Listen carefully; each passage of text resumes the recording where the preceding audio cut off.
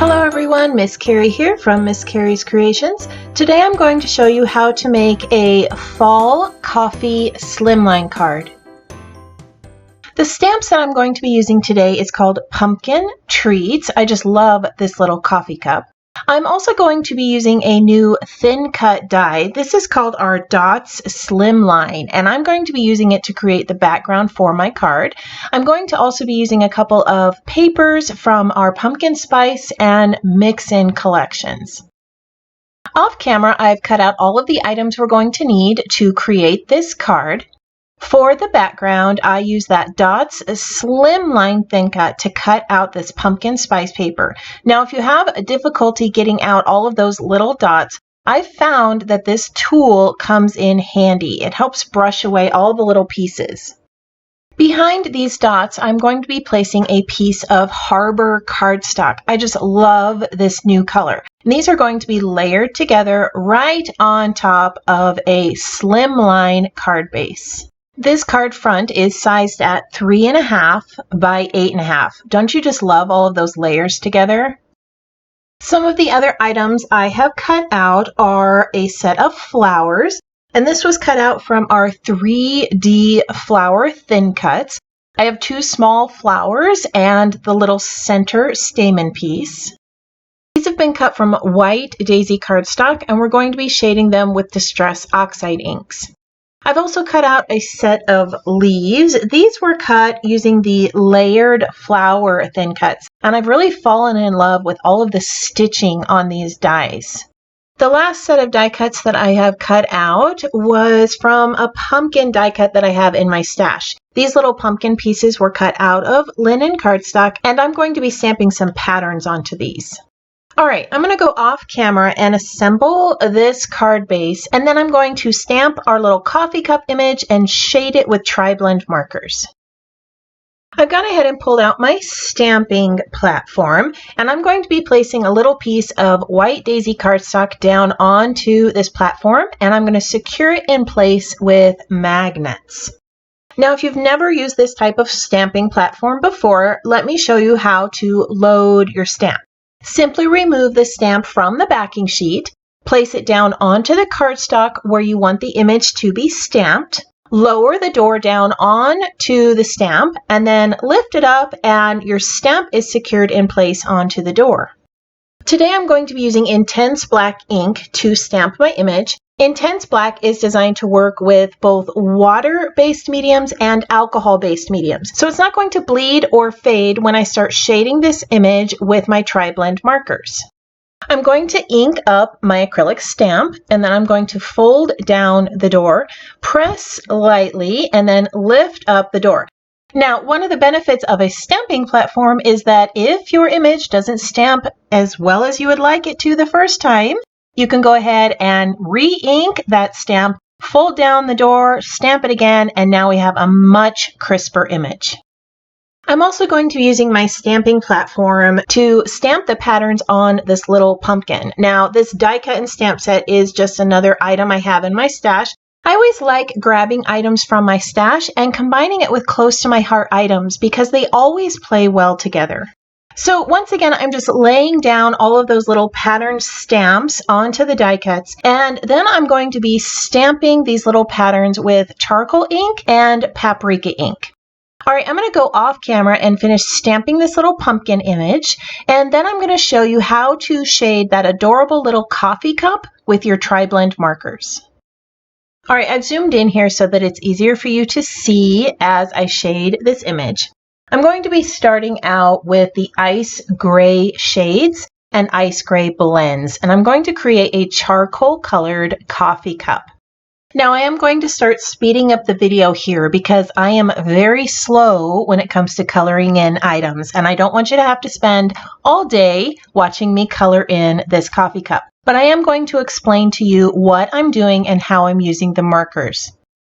Now, when you're shading images like cups, items that have kind of a cylinder shape, you want to create the shading on the sides and you want it to be lighter in the center. This gives the illusion of a curve. Now, you're also going to notice that I add extra shading where the bowl meets the base of the cup and where the handle meets the edge of the cup. This is kind of where there are little creases in the cup, and you're going to have a little bit more shadow in that area. For the little pumpkin, I'm going to be using burnt orange. Now this is a tiny little image, so you don't need to do a whole lot of shading with it. I just added some of the lighter shade on the entire pumpkin, added a little shadow where the little creases are, and then I just blended it together with the medium shade. Now don't forget about the little stem. I just added a dot of earth brown right there on top of the pumpkin. For the foam, I'm going to be using the ice gray blends, and I'm just going to add little bits of shading where the creases in the foam land. Now, sometimes on things like cream or foam, you want a softer line. So that's where I'm going to bring in our blender marker. Now this marker has a thicker end and a thinner end, and what it does is blend your color and soften those lines.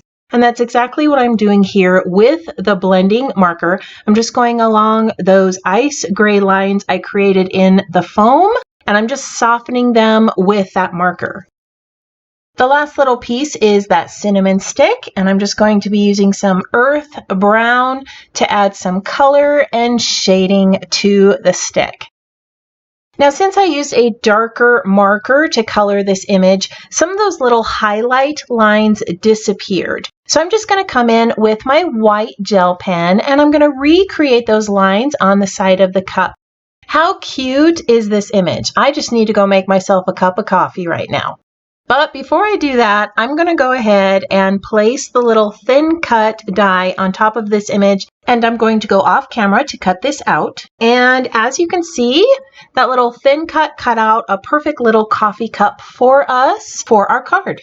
All right, before we assemble the card, let me show you how to add a little bit of ink to your flower. So as I said, I cut these flowers out of white daisy ink because I want to add shading to the flower. And the best way to do this is with Distress Oxide Inks. I'm going to start with the antique linen and add a nice base color to my flower die cuts. Now you can see here I'm pulling in a little post-it note to hold my flower as I'm adding the shading. If you touch your fingers to an item that you've just applied Distress Oxide ink to, sometimes it reacts and you end up with fingerprints on your design. So I like to use a little post-it note or scrap piece of paper to hold my die cut as I'm adding the ink. Now, once I've added some of that antique linen to my flower, I'm going to come in with a small blending brush and add the scattered straw to the centers of the flowers, just to add a little bit of depth. These flowers are pretty easy to assemble. We're going to start with this center piece, which I did add a little bit of ink to. I'm going to be using a quilling tool, but you could use a pair of tweezers if that's what you have. And we're going to hold on to one end and then roll up this entire little center piece into a nice spiral. Now you're going to glue the end to secure it. Hold it for a few seconds until that glue dries, and then go ahead and start shaping all of your little stamens. I'm going to go ahead and set this aside while the glue sets up for a few more minutes and start shaping my flowers. Now I know there's flower shaping tools out there, but my fingers work just as well, especially when I'm just making simple flowers like this. I'm going to fold each petal up in the middle, and then I'm just going to use my fingers to curl each of the petals. Now, because of the dimension of this flower, it might be difficult to mail. So if you would prefer to have a flatter flower, you could omit those little stamens and not add as much curl to the petals of your flowers. So I've gone ahead and adhered the two layers together with foam tape, and then I'm going to use some liquid glass to hold the center of the flower in place. I'm going to set this aside and let it dry while we assemble the card. All right, so we have all of our parts and pieces ready to start putting this card together.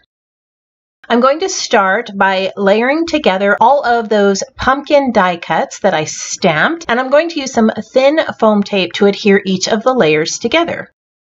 Now this pumpkin looks perfectly fine on the front of the card, but I always like to ground my images. So I'm going to bring in 2 strips of the mix-in papers in that beautiful harbor color, and I'm going to be cutting some little chevrons into the ends of these paper strips.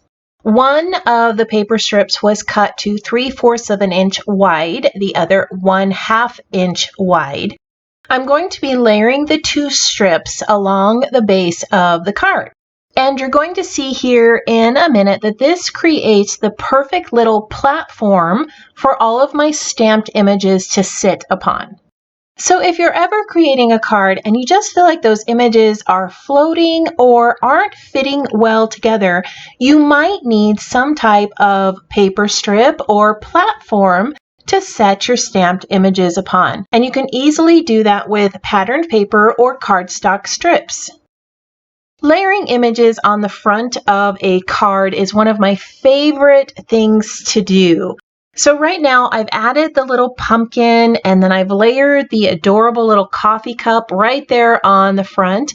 I'm going to start decorating the pumpkin with the stem and the tendrils, and we're going to layer those gorgeous little stitched leaves behind that pumpkin, just creating lots and lots of layers with our images. Now I want you to notice 2 things about all of these images I'm adding to the card. The first thing I want you to note is that I use a lot of the same colors on my images. So I've used that beautiful paprika orange color on the coffee cup and on the pumpkin. I've used charcoal colors in the background, on the pumpkin, and on the cup. And then I've also used that wonderful harbor color in the tendrils and in the leaves and in the patterned papers. Now, normally you would not cut out leaves from a bluish gray paper, but it is one of the colors that I used in the background and on the patterned paper, and it matches well with the other colors on my images. Now you're also going to notice that all of my elements touch another element on the card.